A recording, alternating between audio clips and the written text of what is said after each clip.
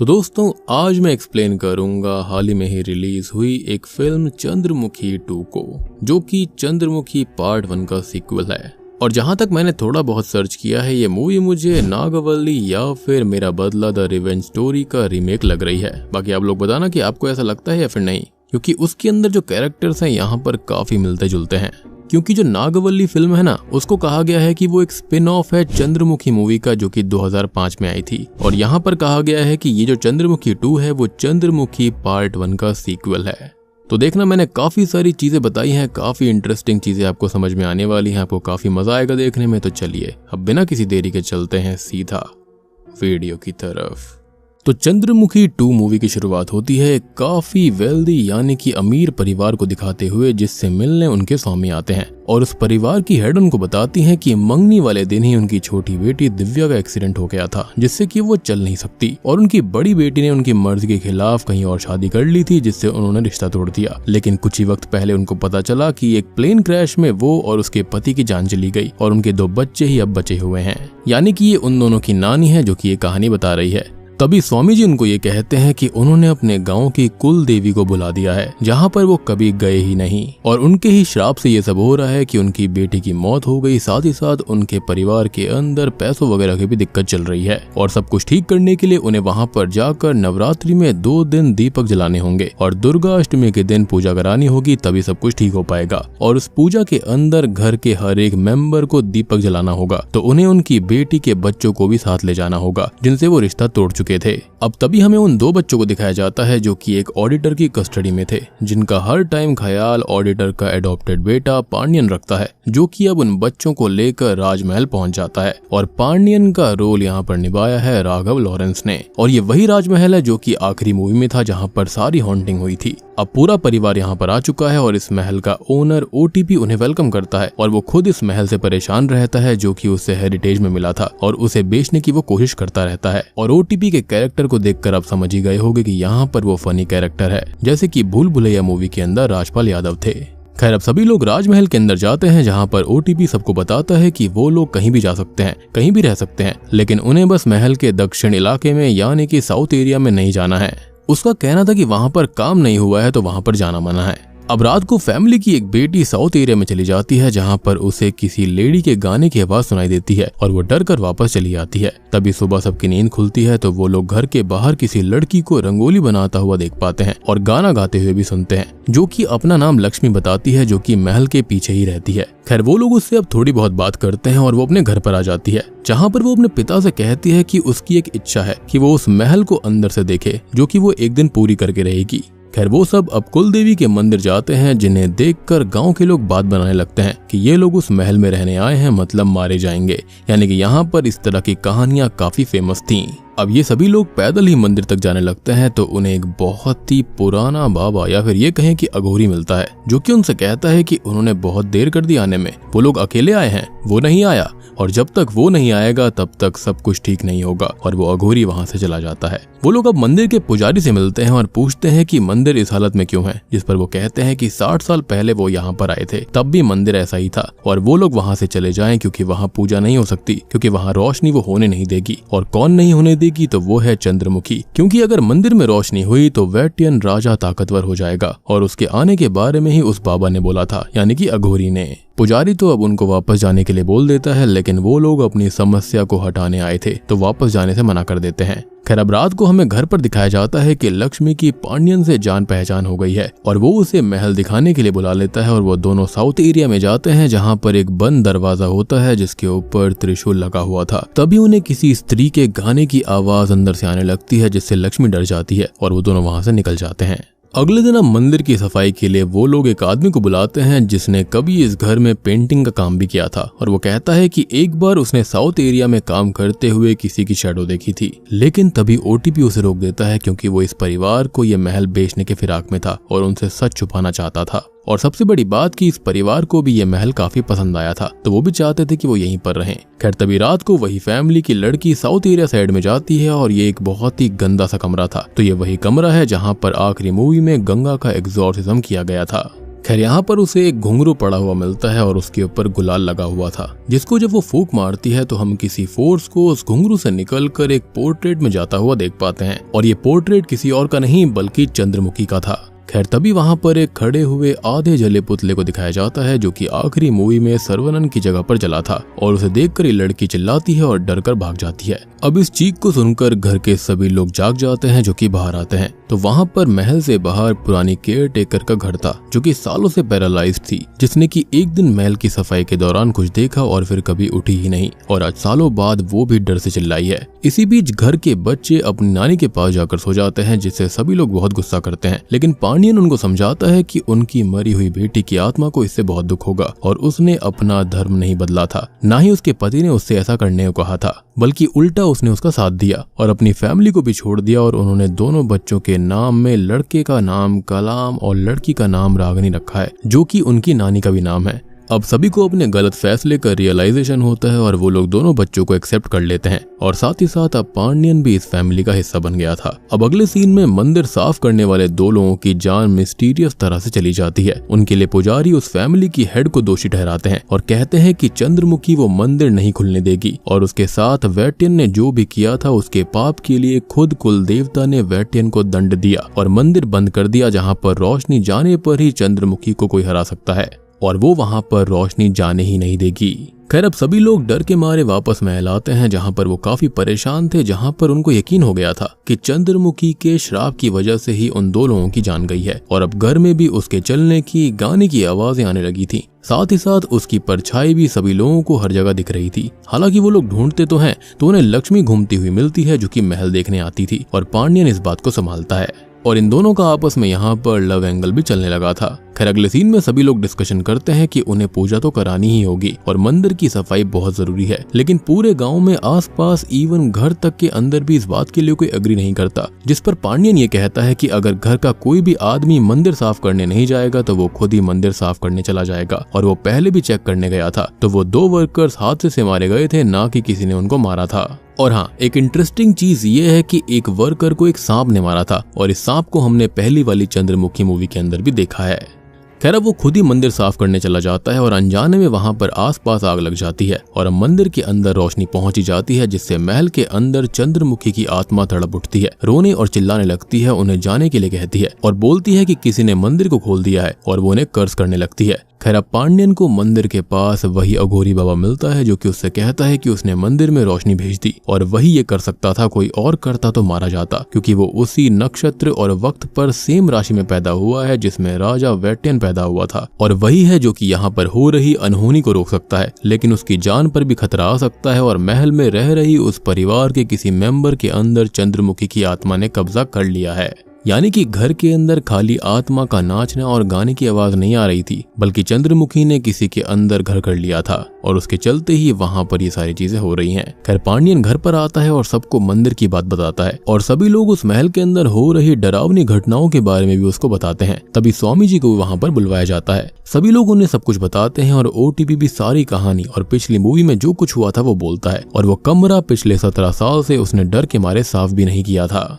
और यहाँ पर ओटीपी ने सारी की सारी कहानी 2005 वाली चंद्रमुखी पार्ट 1 की सुनाई थी, और मुझे पता है कि सारे के सारे लोगों ने चंद्रमुखी पार्ट 1 जरूर देखी है, तो यहाँ पर ज्यादा कुछ बताने के लिए है नहीं। और फिर भी अगर आप चाहते हैं कि मैं चंद्रमुखी पार्ट 1 की कहानी को लेकर आऊं तो वो भी आप कमेंट सेक्शन के अंदर बता देना। खैर वो लोग अब उस कमरे के अंदर जाते हैं जहाँ पर स्वामी जी बोलते हैं कि यहाँ पर कोई तो आया था, और अब वो लड़की और लक्ष्मी डरने लगते हैं क्योंकि वही इस साइड घूमते थे।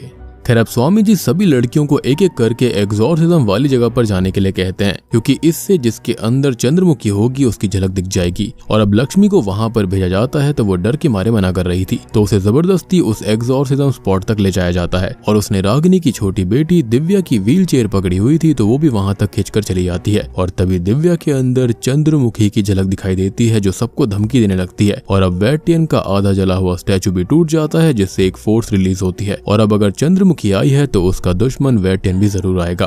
खैर अब दिव्या को सुलाकर सभी लोग बात करते हैं, जहाँ पर स्वामी जी कहते हैं कि दिव्या के गले में असल में चंद्रमुखी का घुंघरू है और उससे ही उसको पोजेशन हुआ है। जहाँ पर हम फ्लैशबैक में देखते हैं कि वो लड़की उस घुंघरू को देख रही थी और जब वो बाहर आई तो उसने वो गिरा दिया जो कि दिव्या को मिल गया था और उसने उसे पहन लिया जिससे वो पजेस हो गई। खैर अब दिव्या भी जाग जाती है जो कि मिराकुलसली अब चल सकती थी, जिससे कि वो बहुत खुश होती है और स्वामी जी सबको उससे पोजेशन वाली बात छुपाने के लिए कहते हैं, क्योंकि यहाँ पर वो काफी खुश थी कि वो चल फिर सकती थी और हम जानते हैं कि ऐसा चंद्रमुखी की शक्ति कर रही है। खैर इधर पांडियन और लक्ष्मी एक दूसरे को चाहने लगते हैं, जो कि आपस में टाइम बिताने लगते हैं। अब पूजा का वक्त भी नजदीक आने लगा था और एक रात दिव्या चंद्रमुखी बनकर तलवार लेकर सब जगह घूमकर वेटेन को ढूंढ रही थी और वो तलवार पे धार भी चढ़ा रही होती है और पांडियन उसको देख लेता है तो वो उसको देखकर बेहोश हो जाती है, जिससे कि वो वापस उसे उसके बेड पर सुला देता है।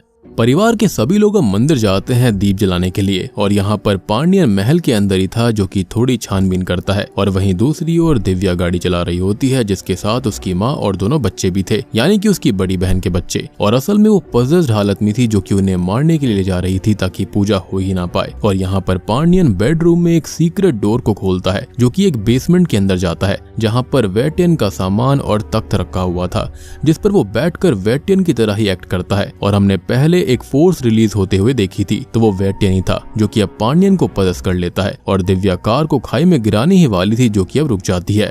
और आप समझ गए होंगे कि दिव्या ने कार क्यों रोकी, क्योंकि उसके अंदर की चंद्रमुखी को एहसास हो गया था कि राजमहल में एक और स्पिरिट आजाद हुई है। खैर तभी हम नोटिस करते हैं कि स्वामी जी चंद्रमुखी की आत्मा को एक मृत लड़की के शरीर में डालकर कैद करने का सोच रहे थे और वो उस बाबा यानी कि अघोरी से शमशान में मिलते हैं, जो कि उससे ये कहता है कि चंद्रमुखी मंदिर में दीप जलने से नहीं रुकी थी बल्कि वो आ गया है और इसलिए वो रुकी थी। और अब वो वेटियन की कहानी सुनाने लगते हैं। तो वेटियन एक राजा था जिसका सेनापति और परम मित्र था सेंगोटियन और वो दोनों एक साम्राज्य पर कब्जा करते हैं, जहाँ पर वेटियन पहली बार चंद्रमुखी को देखता है और उसको चाहने लगता है, उसके प्यार में पागल हो जाता है और उदास रहने लगता है। और हाँ, ये जो अघोरी बाबा है ना, ये कोई और नहीं बल्कि सेंगोटियन के ही गुरु हैं, जिनका नाम रुद्र है और इनके पास में भी पक्का कोई ना कोई शक्ति है, क्योंकि उस वक्त से लेकर आज तक भी ये वैसे ही दिखते हैं, जो कि बहुत ही ज्यादा अजीब चीज है। अब हुआ ये था कि चंद्रमुखी उस दिन भाग गई थी और वो राजा वेटन के हाथ नहीं लगी, तो वो काफी उदास रहने लगा और अब सेंगोटियन उससे उदासी का रीजन पूछता है। और जैसे ही वो सुनता है कि वो चंद्रमुखी चाहते हैं तो वो उसको लेने के लिए निकल पड़ता है, लेकिन वो खुद चंद्रमुखी पर मोहित हो जाता है क्योंकि वो बहुत ही ज्यादा सुंदर थी और नर्तकी थी।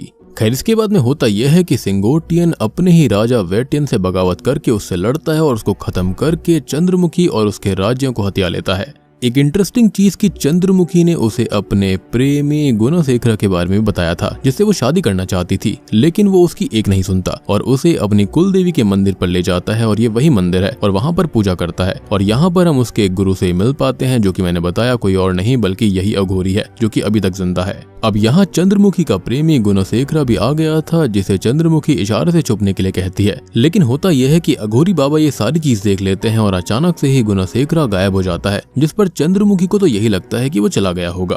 खैर मूवी प्रेजेंट टाइम में आती है और स्वामी जी घर वालों को ये सारी बात बताते हैं और समझाते हैं कि जिस तरह से दिव्या खुद को चंद्रमुखी समझ रही है, वैसे ही पांडियन भी खुद को वेटियन या फिर सेंगोटियन समझ रहा है। और यहाँ पर मूवी के अंदर थोड़ी सी कंफ्यूजन है, लाइक हिंदी डब के अंदर तो यहाँ पर इसे वेटियन ही बोला गया है, लेकिन मुझे पर्सनली लगता है कि पांडियन के अंदर सेंगोटियन की ही आत्मा है। और ऐसा क्यों बोल रहा हूँ इसके बारे में मैं आपको थोड़ी देर में समझा दूंगा। इनफैक्ट उनका ये भी कहना था कि पांडियन ही उनको यहाँ पर लेकर आया, क्योंकि जो होना लिखा है वो तो होकर रहेगा। जिसके बाद अगले सीन में चंद्रमुखी दिव्या को पदस्थ करके किसी को मारने की कोशिश करती है और वो एक बड़ा हादसा करना चाहती थी ताकि पूजा रुक जाए और पांडियन जाने अनजाने में उसके रास्ते में आ जाता है, या फिर ये कहे कि सेंगोटियन उसके रास्ते में आ जाता है। अब गुरुजी दिव्या और पांडियन को सच बताते हैं कि वो पोजेशन में है और दिव्या पांडियन को खत्म कर देगी। तभी हमको एक फ्लैशबैक दिखाया जाता है जहाँ पर खुद को और अपने प्यार को बचाने के लिए चंद्रमुखी प्यार का नाटक करती है सेंगोटियन से और वो एक दासी को अपने साथ मिला लेती है, लेकिन सेंगोटियन को ये बात पता चल जाती है और वो उस दासी को खत्म करवा देता है।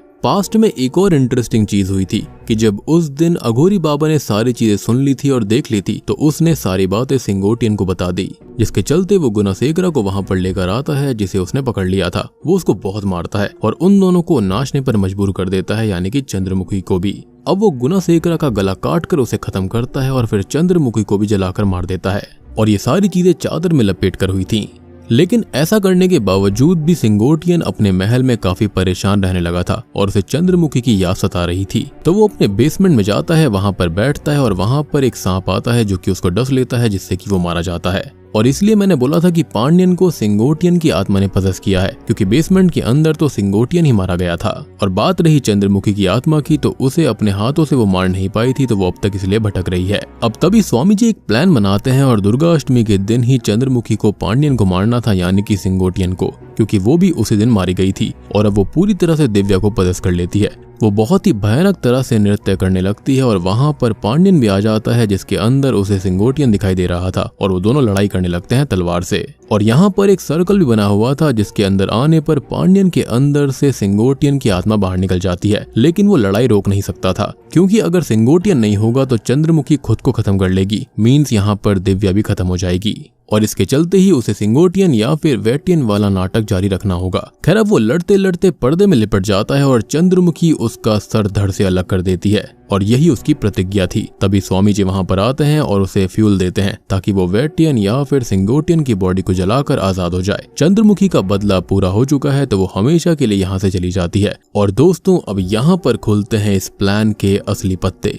तभी हम जान पाते हैं कि पांड्यन असल में जिंदा है और असल में उसकी जगह उस अघोरी बाबा ने खुद को खत्म करवा लिया था, ताकि वो चंद्रमुखी के श्राप से मुक्त हो जाए, क्योंकि उसने ही चंद्रमुखी के लवर के बारे में सिंगोटियन को बताया था। और तब से ही चंद्रमुखी ने उसको श्राप दे दिया था कि उसकी मौत उसके हाथों ही होगी। जिसके बाद मूवी के एंडिंग सीन में सब कुछ ठीक हो जाता है और पांड्यन बच्चों और लक्ष्मी के साथ अपने घर और रागिनी अपनी बेटी दिव्या और सबके साथ खुशी खुशी अपने घर चली जाती है।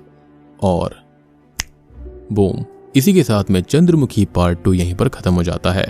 तो दोस्तों ये थी चंद्रमुखी पार्ट 2 फिल्म की कहानी। उम्मीद करता हूँ कि आपको पसंद आई होगी। और एक और फन फैक्ट ये है कि चंद्रमुखी 3 भी ऑलरेडी लिस्टेड हो चुकी है। लेकिन बात करें इस फिल्म की रेटिंग की, तो रेटिंग इसकी काफी खराब है, 4.7 स्टार्स आउट ऑफ 10 है। और मूवी के अंदर जो एम्बिग्यूटी दिखाई गई है ना कि राजा वेटियन है या फिर सिंगोटियन है, वो बहुत ही वियर्ड सा था। बाकी देखो रेटिंग कैसी भी हो, कुछ भी हो, मुझे तो इस टाइप की मूवीज काफी पसंद आती हैं। कॉमेडी होती है, बढ़िया मजा आता है देखने में। मतलब ऐसी मूवी होती है कि दिमाग लगाना नहीं पड़ता।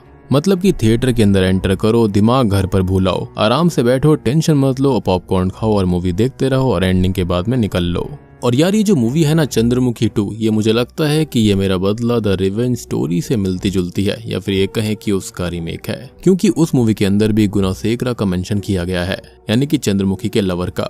खैर आप लोग मुझे बताना कि आपको ये फिल्म कैसी लगी। अच्छी लगी है तो लाइक कर देना वीडियो को, चैनल के ऊपर नए हैं तो सब्सक्राइब कर लीजिए, और थिएटर में जाकर देखना चाहते हो तो जाकर देख लेना, मूवी को थोड़ा सपोर्ट करो। तो मैं आप सबको मिलता हूँ अगली वीडियो के साथ में, तब तक के लिए